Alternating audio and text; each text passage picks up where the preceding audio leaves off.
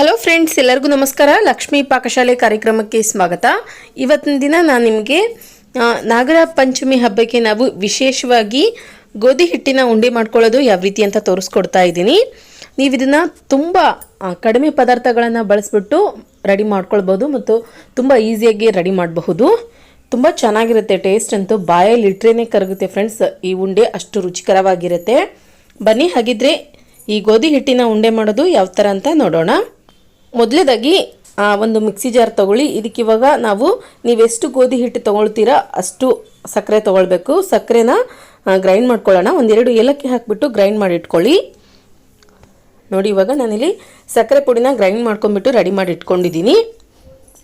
ಅದಾದ ನಂತರ gas on ಮಾಡ್ಕೊಂಡ್ಬಿಟ್ಟು ಒಂದು ಪಾತ್ರೆ ಇಟ್ಕೊಳ್ಳಿ. ಈ ಪಾತ್ರೆಗೆ ಇವಾಗ ನಾವು 1 ಗ್ಲಾಸ್ನಷ್ಟು ಗೋಧಿ ಹಿಟ್ಟು ಹಾಕ್ಕೊಳ್ಳೋಣ. ಗೋಧಿ ಹಿಟ್ಟನ್ನು ಪೂರ್ತಿ ಕಡಿಮೆ ಉರಿಯಲ್ಲಿ ಇಟ್ಬಿಟ್ಟು ಚೆನ್ನಾಗಿ ಹುರಿದ್ಕೊಳ್ಬೇಕು.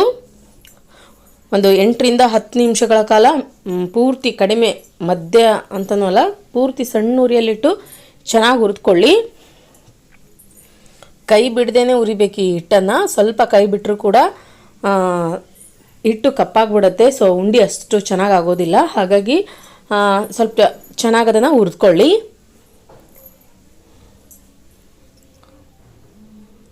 ನೋಡಿ, ಉರಿತಾ ಹಿಟ್ಟು ಈ ಥರ ಸ್ವಲ್ಪ ಕೆಂಪಗಾಗುತ್ತೆ. ಇಷ್ಟು ರೆಡಿ ಆಯಿತು ಅಂತಂದರೆ ಒಂದು 8 ರಿಂದ 10 ನಿಮಿಷದಲ್ಲಿ ಪರ್ಫೆಕ್ಟಾಗಿ ರೆಡಿಯಾಗುತ್ತೆ. ನಾನಿವಾಗ ಪರ್ಫೆಕ್ಟಾಗಿ ಹುರಿದ್ಬಿಟ್ಟು ರೆಡಿ ಮಾಡಿ ಇಟ್ಕೊಂಡಿದ್ದೀನಿ. ಇದನ್ನಿವಾಗ ತೆಗೆದುಬಿಟ್ಟು ಇನ್ನೊಂದು ಪಾತ್ರೆನಲ್ಲಿ ಹಾಕಿಟ್ಕೊಳ್ಳೋಣ. ಅದೇ ಪಾತ್ರೆನಲ್ಲಿ ಬಿಡಬೇಡಿ, ಬಿಸಿಗೆ ತುಂಬ ಹಿಟ್ಟು ಕೆಳಗಡೆ ಕಪ್ಪಾಗಿಬಿಡುತ್ತೆ.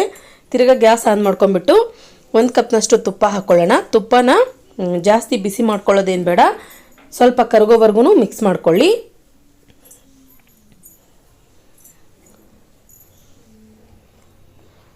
ನೋಡಿ, ಈ ಥರ ತುಪ್ಪ ಕರಗಿದ ನಂತರ ಗ್ಯಾಸ್ ಆಫ್ ಮಾಡ್ಕೊಂಡ್ಬಿಟ್ಟು ಇದನ್ನ ಇವಾಗ ಪಕ್ಕಕ್ಕೆ ಇಟ್ಕೊಳ್ಳೋಣ.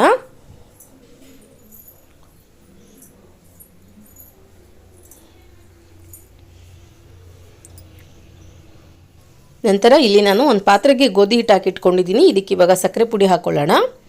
ಸಕ್ಕರೆ ಪುಡಿ ಹಾಕಿದ ನಂತರ ನೋಡಿ, ಒಂದು ಸಲ ಇದನ್ನು ಚೆನ್ನಾಗಿ ಮಿಕ್ಸ್ ಮಾಡ್ಕೊಳ್ಳಿ.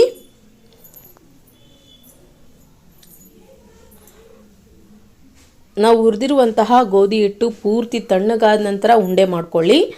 ಬಿಸಿ ಇರುವಾಗಲೇ ಕಟ್ಟಬಾರ್ದು ಉಂಡೆನ. ಪೂರ್ತಿ ಗೋಧಿ ಹಿಟ್ಟು ನಾರ್ಮಲಾಗಿ ಏನಿರುತ್ತಲ್ಲ ಅಷ್ಟು ತಣ್ಣಗಾಗಲಿ. ನಾವು ಹುರಿದಾಗ ತುಂಬ ಬಿಸಿಯಾಗಿರುತ್ತೆ ಹಿಟ್ಟು, ಹಾಗಾಗಿ ತಣ್ಣಗಾಗೋವರೆಗೂ ಬಿಟ್ಬಿಡಬೇಕು. ತಣ್ಣಗಾದ ನಂತರ ಸಕ್ಕರೆ ಪುಡಿ ಕಲಿಸ್ಕೊಳ್ಳೋಣ. ನೋಡಿ, ಈ ಥರ ಸಕ್ಕರೆ ಪುಡಿ ಸೇರಿಸ್ಕೊಂಡ ನಂತರ ಇದಕ್ಕೆ ಇವಾಗ ತುಪ್ಪ ಹಾಕ್ಕೊಳ್ಳೋಣ. ತುಪ್ಪ ಎಲ್ಲನೂ ಒಮ್ಮೆ ಹಾಕ್ಕೊಳ್ಬಾರ್ದು, ಸ್ವಲ್ಪ ಸ್ವಲ್ಪ ಹಾಕ್ಬಿಟ್ಟು ಮಿಕ್ಸ್ ಮಾಡ್ಕೊಳ್ತಾ ಹಾಕ್ಕೊಳ್ಳಿ.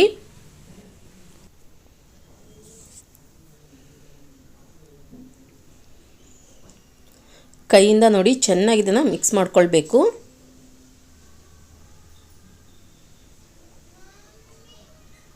ನಮಗಿನ್ನೂ ಇದಕ್ಕೆ ತುಪ್ಪ ಹಿಡಿಯುತ್ತೇನೋ ಇಲ್ವೋ ಅಂತ ನೀವು ಮಿಕ್ಸ್ ಮಾಡ್ತಾ ಗೊತ್ತಾಗುತ್ತೆ.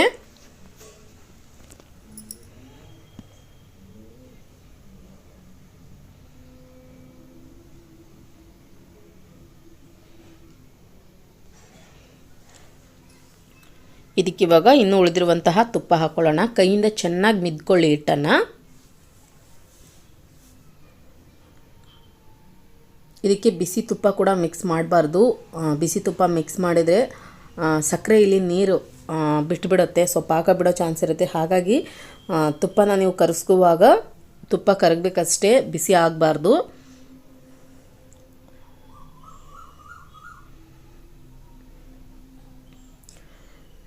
ನೋಡಿ, ಇವಾಗ ನಾನು ಬಿಸಿ ಮಾಡಿರುವಂತಹ ಎಲ್ಲ ತುಪ್ಪನೂ ಇದಕ್ಕೆ ಹಾಕಿದ್ದೀನಿ.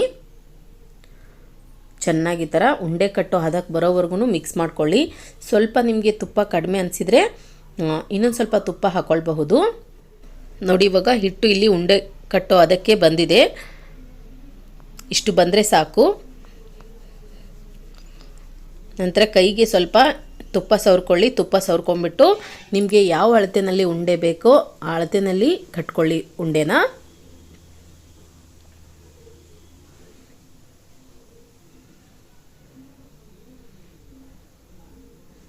ಮನೇಲಿ ಮಕ್ಕಳಿದ್ರೆ ತುಂಬ ಇಷ್ಟಪಟ್ಟು ತಿಂತಾರೆ. ಈ ಥರ ಉಂಡೆ ಮಾಡಿಟ್ರೆ ಆರೋಗ್ಯಕ್ಕೂ ಕೂಡ ತುಂಬಾ ಒಳ್ಳೆಯದು.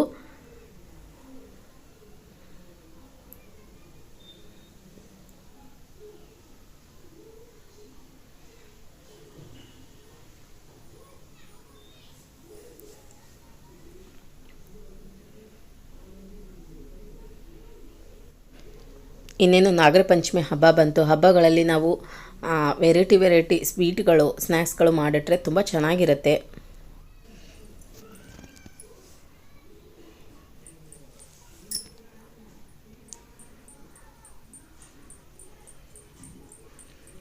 ನೀವು ಬೇಸನ್ ಉಂಡೆ ತಿಂದಿರ್ತೀರ, ಅದೇ ಟೇಸ್ಟ್ ಸಿಗುತ್ತೆ ನಿಮಗೆ ಈ ಉಂಡೆನಲ್ಲೂ ಕೂಡ. ಏನು ವ್ಯತ್ಯಾಸ ಅನಿಸಲ್ಲ. ನೀವು ಬಾಯಲ್ಲಿಟ್ರೇ ಕರಗೋಗ್ಬಿಡುತ್ತೆ, ಅಷ್ಟು ಸಾಫ್ಟಾಗಿ ಆಗಿರುತ್ತೆ ಈ ಥರ ಉಂಡೆ.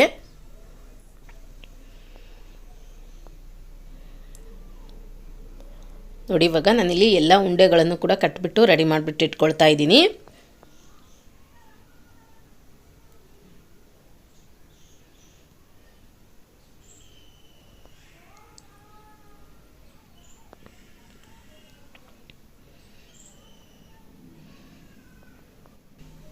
ಓಕೆ, ನೋಡಿ ಇವಾಗ ನಾನಿಲ್ಲಿ ಎಲ್ಲ ಉಂಡೆಗಳನ್ನು ಕೂಡ ರೆಡಿ ಮಾಡಿಬಿಟ್ಟು ಇಟ್ಕೊಂಡಿದ್ದೀನಿ. 1 ಕಪ್ನಷ್ಟು ಗೋಧಿ ಹಿಟ್ಟಲ್ಲಿ ಒಂದು 10 ರಿಂದ 12 ಉಂಡೆ ರೆಡಿಯಾಗಿದೆ.